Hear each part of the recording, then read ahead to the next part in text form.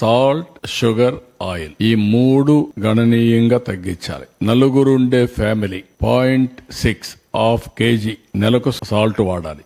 2 లీటర్ల ఆయిల్ వాడాలి. 3 కేజీలు చక్కెర వాడితే ఐడియల్ సిచ్యువేషన్ చాలా వరకు రిస్ట్రిక్షన్స్ అవుతాయి. రెండోది, దీనివల్ల హైపర్ టెన్షన్, డయాబెటీస్, ఒబేసిటీ ఇవన్నీ కూడా అవుతుంది. ఇవి చేస్తే heart problems, liver problem, kidney diseases, brain strokes ఇవన్నీ కూడా కంట్రోల్ అయ్యే అవకాశం ఉంది.